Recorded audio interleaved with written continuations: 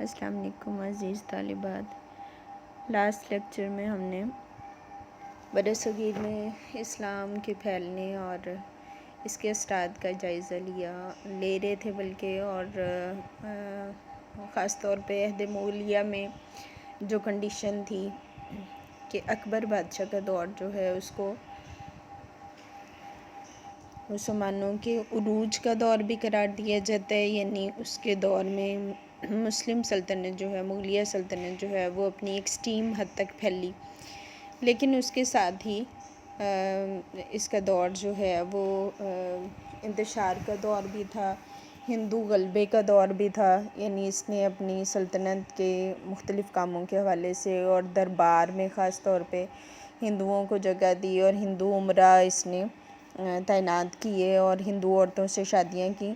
تو اس کے دور میں مسلمان معاشرہ جو ہے وہ اختلاط کا شکار ہوا، معاشرتی اختلاط کا، اور اس کا نتیجہ یہ نکلا کہ اسلام جو ہے وہ اپنی اصل شکل میں باقی نہ رہا۔ یعنی اسلام ایک ایسا واحد مذہب تھا، جیسے لاسٹ ٹائم بھی میں نے آپ کو بتایا تھا کہ برصغیر میں بہت سارے مذاہب آئے اور اپنی اصل شکل کھو بیٹھے، اس حوالے سے کہ ہندوازم میں یہ خصوصیت موجود تھی کہ وہ ہر مذہب کے جو متاثر کن قوانین ہوتے تھے، جو لوگوں کو اٹریکٹ کر سکتے تھے، جو لوگوں کے لیے اٹریکٹیو ہو سکتے تھے، ہندوازم جو ہے اس کو اپنے اندر ضم کر لیتا تھا، یعنی ان اصولوں کو بھی ہندوازم کا حصہ قرار دے کے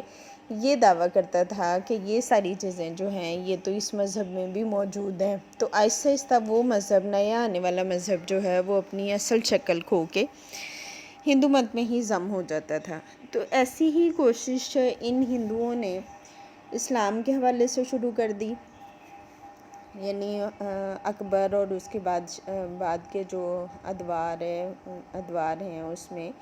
یہ کوششیں جو ہیں وہ کی جاتی رہیں۔ تو اس کا نتیجہ یہ نکلا کہ مسلمانوں کا جو کلچر تھا، مسلمانوں کا مذہب جو تھا وہ تقریباً ختم ہونے کے قریب ہو گیا، اور اس میں بہت ساری نئی چیزیں جو ہیں، بہت ساری بدعات جو ہیں اس میں شامل ہو گئیں۔ تو اس حوالے سے ہم نے مجدد الف ثانی کا تذکرہ پڑھا کہ مجدد الف ثانی نے اس دور میں پھر جو ہے وہ احیاء علوم کی تحریک شروع کی، یعنی مذہب کو دوبارہ زندہ کرنے کی کوشش کی، اور اسی بنا پہ انہیں مجدد الف ثانی کہا جاتا ہے، یعنی دوسرے 1000ویں سال کے مجدد یا تجدید کرنے والے کہا جاتا ہے۔ انہی کی تحریک کے زیر اثر شاہ ولی اللہ محدث دہلوی جو ہیں، انہوں نے بھی اپنی کوششیں شروع کر دیں۔ انہیں بھی اپنی عوام کی اصل بیماری اور اسباب کا پتہ تھا، اور اس کے لیے انہوں نے ایک بڑا اچھا نسخہ بھی تجویز کیا۔ وہ کیا تھا کہ مسلم معاشرہ جو ہے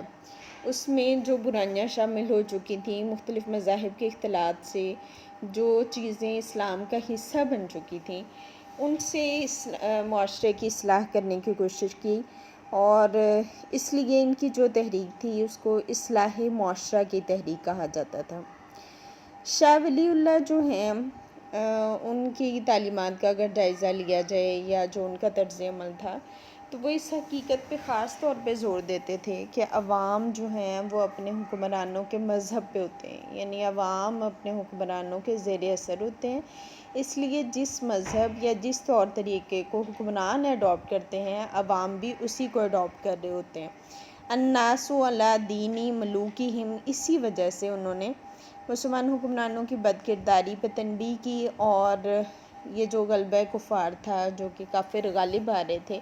اس کی وجہ بھی انہی حکمرانوں کو قرار دیا گیا۔ مرہٹے، جاٹ اور سکھ اور دوسرے غیر مسلم جو ہیں وہ آہستہ آہستہ غالب آ رہے تھے حکومت پہ۔ تو یہ جو مشکل تھی اس کے حوالے سے آپ نے اپنے ایک مکتوب میں لکھا کہ اس وقت سرکار بادشاہی میں تمام عمل و دخل جو ہے وہ ہنود کے ہاتھ میں، یعنی ہندوؤں کے ہاتھ میں ہے، اور اہلکار اور کارکن اس طائفہ سے باہر نہیں ہیں، یعنی جو مؤثر لوگ ہیں وہ بھی اس طرز عمل سے دور نہیں رہ سکے۔ تمام دولت و ثروت انہی کے گھروں میں جمع ہے، اور ہر تکلیف و مصیبت مسلمانوں پہ آتی ہے۔ اگر کفار کا غلبہ معاذ اللہ اسی طرح باقی رہا تو مسلمان اسلام سے بیگانہ ہو جائیں گے، اور زیادہ زمانہ نہ گزرے گا وہ ایسی قوم بن کر رہ جائیں گے جو نہ اسلام کو جانتے ہوں گے اور نہ کفر کو، اور یہ بہت بڑی مصیبت ہوگی۔ یہ شاہ ولی اللہ کے اپنے الفاظ ہیں کہ وہ امت مسلمہ کو دوسری اقوام سے مختلف اور الگ سمجھتے تھے۔ تو اس حوالے سے انہوں نے کچھ چیزیں جو ہیں وہ رائج کرنے کی کوشش کی، جیسے وہ ہندوؤں کے جو عقائد و رسوم ہیں، یعنی یہ جو ہندوستانی معاشرہ تھا، مسلمانوں کا مذہب، ہندوؤں کا مذہب اور جو باقی مذاہب وہاں پہ آتے رہے، وہ چونکہ سارے ہی مکس اپ ہو گئے، تو اس بنا پہ وہ ہندوؤں کے عقائد و رسوم کے بجائے اسلامی طرز زندگی کا فروغ چاہتے تھے، غلبہ کفار کو ختم کرنا چاہتے تھے۔ شاہ ولی اللہ کی ہم بات کر رہے ہیں یا صوفیہ کی بات کر رہے ہیں، اس مقصد کے لیے جہاد کو بھی ضروری سمجھتے تھے، اور مسلمان حکمرانوں میں سے جو لوگ اس مقصد کے لیے کام کر سکتے ہوں ان کی ترغیب بھی دیتے تھے۔ غلبہ اسلام کے بعد وہ یہ کہتے تھے کہ جب اسلام غالب آ جائے تو مکمل اسلامی نظام جو ہے اس کو رائج کیا جائے، اور اس میں تقسیم دولت کا جو طریقہ کار ہے وہ بھی درست ہو، کاشتکار اور مزدور کے حقوق بھی محفوظ ہوں، اور عوام کو بنیادی حقوق کی ضمانت دی جائے، امن و امان کا تحفظ کیا جائے، تجارت فروغ پائے، بادشاہوں، پیروں یا کسی بھی طبقے کو وہ عوام کا استحصال کرنے کا حق نہیں دیتے تھے۔ یعنی یہ بہت بہترین قسم کے اصول ہیں، اور یہ اسلام کے بنیادی اصول ہیں جو شاہ ولی اللہ جو ہیں وہ دوبارہ سے جن کی امپلیمنٹیشن جو ہے وہ چاہ رہے تھے۔ تو کہا، یعنی بعد میں نشاندہی کی گئی کہ پاکستان انہی کے خواب کی تعبیر ہے۔ تو اس حوالے سے اعجاز الحق قدوسی نے ایک کتاب لکھی ہے، اور کتاب کا نام ہے اقبال اور علماء پاک و ہند۔ یہ آپ کے فٹ نوٹ میں بھی دیا ہوا ہے، آپ کی بک میں کوٹیشن دی ہوئی ہے۔ کوٹیشنز کے حوالے سے بھی میں نے آپ کو پہلے بتایا تھا کہ جو اقتباسات آپ مختلف رائٹرز کے ہسٹری یا پاکستان اسٹڈیز میں یا ان سبجیکٹس میں دیتے ہیں، ان کے آپ کو اضافی مارکس ملتے ہیں، یعنی ڈیٹیل مانگتا ہے، چونکہ یہ 20 مارکس کا کویسچن ہوتا ہے، تو اس میں کوٹیشنز اگر آپ شامل کریں گے تو آپ کو اس کویسچن کے زیادہ اچھے مارکس ملیں گے۔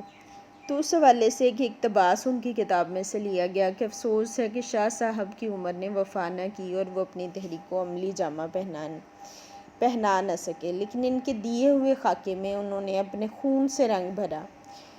وہ حضرت سید احمد شہید اور شاہ اسماعیل شہید تھے، یعنی جنہوں نے ان کی تحریک کو آگے چلایا وہ شاہ اسماعیل شہید اور سید احمد شہید تھے۔ انہوں نے عملی طور پہ جہاد کیا، یعنی جنہوں نے سکھوں اور انگریزوں کے خلاف علم بلند کر کے مسلمانوں کی عظمت ماضی کو واپس لانے کے لیے عظیم جدوجہد کی۔ ٹھیک 100 سال بعد حضرت قائد اعظم نے پاکستان کی صورت میں اس خواب کو عملی جامہ پہنایا جو شاہ ولی اللہ نے دیکھا تھا، یعنی اسلام کے غلبے کا خواب۔ اس کے بعد کے جو حالات ہیں، یعنی شاہ ولی اللہ اور یعنی جس دور کو ہم دیکھ رہے ہیں 1757 سے لے کے 1857 کا دور جو ہے، جب مغل حکمران جو ہیں وہ نام کے حکمران تھے اور اصل میں انگریزوں کی حکومت تھی۔ 1857 کی جنگ آزادی جو ہے وہ بیسیکلی ایک یوں کہہ لیں کہ سنگ میل اس حوالے سے ثابت ہوئی کہ وہ انگریز جو صرف تجارت کی غرض سے یہاں پہ ہندوستان میں آئے تھے اور ہندوستان پہ قبضہ کر کے بیٹھ کے، اب انہوں نے حکومت کو بھی 1857 کی جنگ آزادی کے بعد عملاً اپنے ہاتھ میں لے لیا۔ 1857 کی جنگ آزادی جو ہے وہ مسلمانوں کے لیے ایک ڈراؤنا خواب اور حقیقت اس حوالے سے ثابت ہوئی کہ انگریزوں نے جب اس ملک پہ قبضہ کیا اور یعنی ان کے خلاف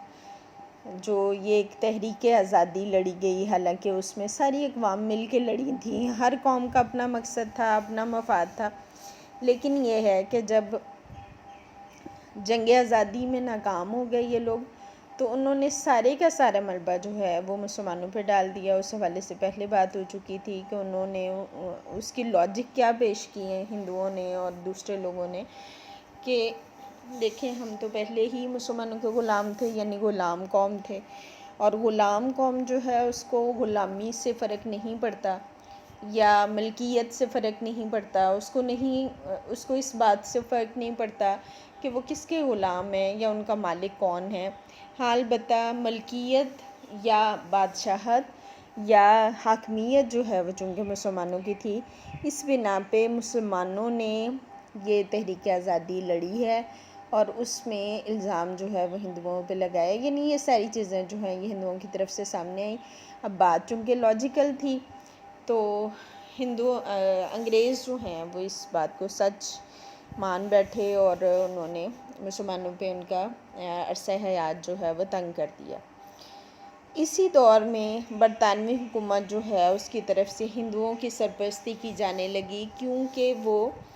سابقہ حکمران قوم مسلمانوں کے مقابلے میں اب ہندوؤں کو سامنے لانا چاہ رہے تھے، یعنی ہندوؤں کی حکومت جو ہے وہ قائم کرنا چاہ رہے تھے.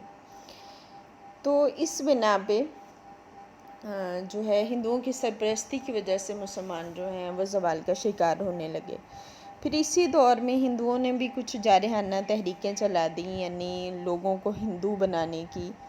جو ایک تحریک تھی وہ شروع ہو گئی. آریہ سماج نے نعرہ لگایا کہ ہندوستان صرف ہندوؤں کے لیے ہے، اور اس میں انہوں نے مسلمانوں کو غیر ملکی قرار دے دیا اور یا تو وہ ہندو ہو جائیں یا ملک چھوڑ دیں. تو اس حوالے سے مسلمانوں کو اپنے تحفظ کی فکر ہوئی. پھر یہ جو سارا پس منظر تھا، اس میں اردو ہندی تنازع جو ہے اس نے ان کے اختلافات پہ مہر لگا دی. کس طرح سے کہ 19ویں صدی میں ہندوؤں نے اردو زبان جو ہے اگرچہ وہ مسلمانوں کی نمائندہ زبان نہیں کہلائی جا سکتی تھی، کیونکہ مسلمان یا مغل حکومت جو ہے وہ تو آپ جانتے ہیں کہ فارسی زبان کی ترویج کے لیے کوشش کر رہے تھے. فارسی ان کے دور میں سرکاری زبان قرار دی گئی تھی، لیکن لشکروں میں یا لشکر میں یا فوج میں جب بہت سارے لوگوں کو بھرتی کیا جانے لگا، خاص طور پہ فرسٹ ورلڈ وار جو ہے جب ہوئی، تو اس میں چونکہ ہندوستانیوں کو بڑے شوق سے بھرتی کیا جاتا تھا، انہیں بڑی بہادر قوم سمجھا جاتا تھا، لڑنے والی قوم سمجھا جاتا تھا. تو یہ مختلف جنگوں میں اور مختلف جھڑپوں میں یہ جو مختلف لوگ آپس میں ملے تو یہ ایک دوسرے کی زبان نہیں سمجھ پاتے تھے، تو انہوں نے مختلف زبانوں کے الفاظ جو ہیں وہ استعمال کیے اپنی بات یا مافی الضمیر کو سمجھانے کے لیے، اور اس سے ایک نئی زبان وجود میں آ گئی تھی جس کو لشکری زبان کا نام دیا گیا تھا. اور جو اردو زبان تھی، اردو جو ہے ترکی زبان میں لشکر کو کہا جاتا ہے، اس لیے اسے لشکری زبان کہا جاتا تھا. تو اردو ہندی تنازع جو ہے 1867 میں شروع ہوا، اور اس میں یعنی انہوں نے مسلمانوں کی زبان قرار دیا اردو کو، اور اس کی ترویج کے خلاف باقاعدہ ایک تحریک چلا دی. سر سید احمد خان نے اس ٹائم میں اس کا سختی سے نوٹس لیا اور جتنی دیر وہ زندہ رہے اردو زبان کا دفاع کرتے رہے. پھر جسٹس امیر علی سید نے بھی مسلمانوں کے حقوق کی خاطر میدان میں چھلانگ لگائی یا کود پڑے، اور انہوں نے سینٹرل محمدن ایسوسی ایشن قائم کی. یہ پہلی مسلمانوں کی جماعت تھی جو یعنی مسلمانوں کے لیے پہلا پلیٹ فارم تھا جو کہ قائم کیا گیا، اور اس میں مسلمانوں کو جداگانہ قومیت کا شعور جو ہے وہ دیا گیا اور ان میں بیداری پیدا کرنے کی کوشش کی گئی. انگریزوں کی سرپرستی میں یعنی انگریزوں نے جب یہ محسوس کیا کہ ہندوستانی جو ہیں وہ کہیں بغاوت پہ نہ اتر آئیں یا ان کو اپنی بات کرنے کے لیے کوئی فورم نہیں ملتا، تو 1885 میں مسٹر اے او ہیوم نے ایک نئی جماعت قائم کی جس کو انڈین نیشنل کانگریس کا نام دیا گیا. یہ الگ بات کہ اس میں ہندوستانیوں کی بجائے زیادہ تر ہندو شامل ہو گئے. پھر متعصب ہندو قائدین جو ہیں جیسے بال گنگادھر تلک اور سریندر ناتھ بینرجی، انہوں نے بھی اپنی انجمنیں قائم کی اور مسلمانوں کی رسومات اور مسلمانوں کی جو عبادات تھیں ان میں فسادات کرانے لگے. تو آہستہ آہستہ یہی قائدین جو تھے متعصب ہندو قائدین کانگریس پہ بھی چھا گئے، اور اس طرح سے یہ خالصتاً ہندوؤں کی جماعت بن کے رہ گئی. اسی دور میں یعنی 20ویں صدی کے آغاز میں ہی شدی کی تحریک شروع کی گئی. شدی کی تحریک سے مراد کہ مسلمانوں کو زبردستی ہندو بنانے کے لیے ایک تحریک شروع کی گئی تھی جس کو شدی کی تحریک کہا جاتا تھا۔ لہٰذا مسلمان بحیثیت مسلمان زندہ رہنے کے لیے اپنے آپ کو منظم کرنے پہ مجبور ہو گئے۔ اسی دور میں یعنی 1885 میں، جیسے میں نے آپ کو بتایا کہ کانگریس قائم ہوئی، تو مسلمان اس میں شامل نہیں ہوئے تھے سوائے 2-3 لوگوں کے، کیونکہ سر سید احمد خان نے انہیں منع کر دیا کہ ابھی آپ اس قابل نہیں ہیں کہ آپ سیاسی معاملات کو سمجھ سکیں، یعنی فی الحال آپ کو اپنی تعلیم کی طرف توجہ دینے کی ضرورت ہے۔ ہاں البتہ 1906 میں جب مسلمانوں یہ تحریک علی گڑھ کی پہلی نسل جو ہے پاس آؤٹ ہو گئی، تو ان لوگوں نے سوچا کہ اب مسلمانوں کے لیے بھی کوئی الگ سے فورم ہونا چاہیے جو مسلمانوں کے حقوق کی بات کر سکیں۔ تو آل انڈیا نیشنل کانگریس کا قیام عمل میں لایا گیا 1906 میں، اور 1906 میں یہ جو آل انڈیا مسلم لیگ قائم کی گئی، اس میں اس کا جو پہلا مقصد یا منشور جو پیش کیا گیا، اس میں جداگانہ طرز انتخاب کا حق بھی شامل تھا۔ 1909 کا جو ایکٹ تھا اس میں جداگانہ انتخابات کا حق جو ہے مسلمانوں کا وہ تسلیم کر لیا گیا۔ اس کے بعد قائد اعظم کی کوششوں سے 1916 میں ہندو مسلم اتحاد یعنی میثاق لکھنؤ ہوا، اور اس میں کانگریس نے بھی جداگانہ طرز انتخاب کا حق تسلیم کر لیا مسلمانوں کو ایک الگ قوم اس طرح سے تصور کر لیا گیا۔ پھر 1919 میں چونکہ آپ کو پتہ ہے کہ فرسٹ ورلڈ وار کے بعد کے حالات جو ہیں، بعد کا جو پیریڈ ہے وہ تب چل رہا تھا، یعنی 1914 میں جو پہلی جنگ عظیم شروع ہوئی تھی اور 1918 میں ختم ہوئی تھی۔ 1919 میں اس کے بعد جو معاہدات ہوئے یا جنگ کے بعد جو سیٹلمنٹس تھیں وہ ہوئیں، تو اس میں ترکی جو ہے یعنی سلطنت عثمانیہ اس کو تقسیم کرنے کی بات ہوئی، تو مسلمانوں نے اس کے حق میں تحریک خلافت چلا دی۔ تحریک خلافت میں گاندھی بھی شامل ہو گیا، یعنی تحریک عدم تعاون اس کے کہنے پر مسلمانوں نے چلائی، اور تحریک خلافت میں ان دونوں اقوام نے مل کے جو ہے وہ خلافت کی حمایت کی، اور اس حوالے سے 2 قومی نظریہ جو ہے اس کا اعلان کیا۔ اس کے بعد ہندو مہاسبھا کے نام سے ایک متعصب ہندو جماعت بھی وجود میں آ گئی، اور یہ ہندو مہاسبھا جو ہے یہ آہستہ آہستہ کانگریس پہ چھا گئی۔ 1928 میں نہرو نے ایک رپورٹ پیش کی۔ یہ ساری چیزیں چونکہ ہم تحریک پاکستان کے حوالے سے پڑھ چکے ہیں، اس لیے بہت تھوڑا سے ان کو ہم اوور ویو کر رہے ہیں۔ اصل میں تو ہم نے 1947 کے بعد کی ہسٹری جو ہے اس کو دیکھنا ہے۔ تو 1928 میں نہرو رپورٹ پیش کی گئی جو کہ مسلمانوں کے حقوق اور تشخص کے بالکل خلاف تھی، اور اس کے نتیجے میں جو ہے وہ قائد اعظم نے 1929 میں 14 نکات پیش کر دیے جو مسلمانوں کی طرف سے مطالبات تھے۔ چونکہ مسلمانوں کو نہرو رپورٹ قابل قبول نہیں تھی اور ہندوؤں کو 14 نکات جو ہیں وہ ناقابل قبول تھے، اس بنا پہ مسلمانوں کی اور ہندوؤں کی راہیں جو ہیں وہ الگ ہو گئیں۔ 1930 میں جو ہے وہ علامہ اقبال نے خطبہ الہ آباد دیا، اور اس میں انہوں نے صدارت کرتے ہوئے کہا کہ جہاں تک میری ذات کا تعلق ہے اور میں کچھ اور آگے جاننا چاہتا ہوں کہ صوبہ پنجاب، صوبہ شمال مغربی سرحدی صوبہ سندھ اور بلوچستان کو ایک ریاست کی شکل دے دی جائے، پھر وہ ریاست جو ہے خواہ وہ برطانوی ہند کے اندر اپنی خود مختار حکومت قائم کرے یا اس سے باہر، مگر میرا احساس ہے کہ آخر کار شمال مغربی ہندوستان کے مسلمانوں کو ایک الگ مسلم ریاست قائم کرنی پڑے گی۔ یہی تجویز جو ہے وہ ہندو کمیٹی میں قائم کی گئی تھی، مگر کمیٹی کے ارکان نے اسے مسترد کر دیا تھا۔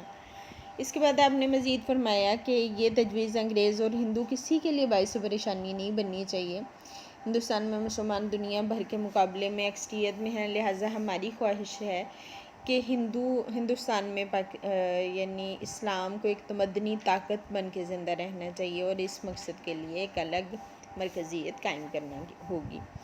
اس کے بعد 1932 میں چودھری رحمت علی نے پاکستان نیشنل موومنٹ کی طرف سے باقاعدہ پاکستان کے نام کا اعلان کر دیا، اور 1940 میں قرارداد پاکستان پاس ہو گئی، جس میں قائد اعظم نے فرمایا کہ اسلام اور ہندو دھرم محض مذاہب نہیں ہیں، بلکہ در حقیقت دو مختلف معاشرتی نظام ہیں، اور اس خواہش کو محض جو ہے خواب و خیال ہی کہنا چاہیے کہ ہندو اور مسلمان مل کے ایک مشترکہ قومیت کی تخلیق کر سکیں گے۔ یہ لوگ آپس میں ٹھیک ہے مل جل کے رہتے ہیں، لیکن آپس میں شادی بیاہ نہیں کر سکتے، ان کے مذہبی رسومات بالکل مختلف ہیں، اور میں واشگاف الفاظ میں یہ کہتا ہوں کہ یہ مختلف تہذیبوں سے واسطہ رکھتے ہیں، اور ان تہذیبوں کی بنیاد جو ہے وہ ایسے تصورات اور حقائق پہ رکھی گئی ہے جو ایک دوسرے کی ضد ہیں، اور وہ اکثر متصادم رہتے ہیں۔ تو انسانی زندگی کے مختلف پہلوؤں کے حوالے سے ہندوؤں اور مسلمانوں کے خیالات اور تصورات ایک دوسرے سے مختلف ہیں، اور اسی بنا پہ جو ہے ان میں سے ایک قوم تعداد کے لحاظ سے اقلیت میں ہو اور دوسری کو اکثریت حاصل ہو، تو ایسے میں یہ دونوں اقوام جو ہیں وہ اکٹھی نہیں رہ سکتی۔ ایسی ریاست کے آئین کا عمل جو ہے خاک میں مل کر رہے گا، یہ قائد اعظم کے الفاظ ہیں، یعنی انہوں نے واضح طور پہ یہ کہہ دیا کہ اب علیحدگی جو ہے وہ ناگزیر ہے۔ پھر قرارداد پاکستان کے پاس ہونے کے بعد دو قومی نظریہ جو ہے وہ کھل کے سامنے آ گیا۔ اب دو قومی نظریہ 1940 کے بعد وجود میں نہیں آیا، بلکہ وہی جو بہت شروع میں ہم نے ایک بات کی تھی کہ قائد اعظم نے فرمایا کہ پاکستان دوسری دن وجود میں آ گیا تھا جب ہندوستان کا پہلا ہندو مسلمان ہوا تھا۔ تو نظریہ پاکستان بھی آپ یوں سمجھیں کہ اسی دن وجود میں آ گیا، یعنی اسلام جو ہے جب یہاں پہ وارد ہو گیا تو اسلامی اصول جو ہیں وہ دوسرے مذاہب سے چونکہ بالکل مختلف تھے، اس بنا پہ یعنی نظریے کی یا نظریہ اسلام کی بات کی جانے لگی۔ اس حوالے سے ہم نے پاکستان اسٹڈیز میں بھی نظریہ پاکستان کو بڑی ڈیٹیل میں دیکھا ہے، اور آئیڈیالوجی یا نظریے سے مراد وہ مقصد یا مطمع نظر ہے جس کو حاصل کرنے کے لیے کوئی تحریک چلائی جاتی ہے۔ تو اس طرح سے نظریہ پاکستان جو ہے اس کو ثابت کرنے کے لیے اور اس نظریے کے بیس پہ ایک الگ وطن حاصل کرنے کے لیے ایک تحریک چلائی گئی جس کو تحریک پاکستان کہا جاتا ہے، اور جو آپ پڑھ چکے ہیں۔ تو اس حوالے سے یہ کہ یہ جو نظریہ پاکستان تھا اس کی بنیاد بیسیکلی نظریہ اسلام پہ رکھی گئی تھی کہ اسلام ایک ایسا مذہب ہے کہ وہ انسان کی ہر معاملے میں، یعنی زندگی کے اور آخرت کے ہر معاملے میں انسان کو گائیڈنس فراہم کرتا ہے۔ تو مسلمانوں کا یہ نظریہ جو ہے یہ اتنا زوردار تھا کہ اس نے مسلمانوں کو متحد کر دیا، اور تمام مسلمان جو ہیں وہ اس بات پہ راضی اور خوش تھے کہ اسلام کی بنیاد پہ یا نظریہ پاکستان کی بنیاد پہ ہم پاکستان حاصل کریں گے، اور برصغیر کے مسلمانوں نے اس کا مطالبہ کرنا شروع کر دیا باقاعدہ، اور 1940 سے 1947 تک کے یہ جو 7 سال ہیں ان سالوں میں مسلمان جو ہیں، ہندوستان کے مسلمان جو ہیں وہ اس بات پہ بضد رہے اور پکے رہے، اور انہوں نے اس بنا پہ ہی یعنی جو ہے وہ نظریہ پاکستان کی بیس پہ ہی پاکستان کو حاصل کرنے کی کوششیں جو ہیں وہ تیز کر دیں، اور اس کے لیے خاص طور پہ ان کے سامنے ایک جو مثال موجود تھی وہ ہجرت کی مثال موجود تھی، مدینہ کی ریاست کی مثال موجود تھی، موقعات مدینہ کی مثال موجود تھی۔ تو یہ ساری مثالیں جو ہیں یہ مسلمانوں نے سامنے رکھ کے مسلمانوں نے اب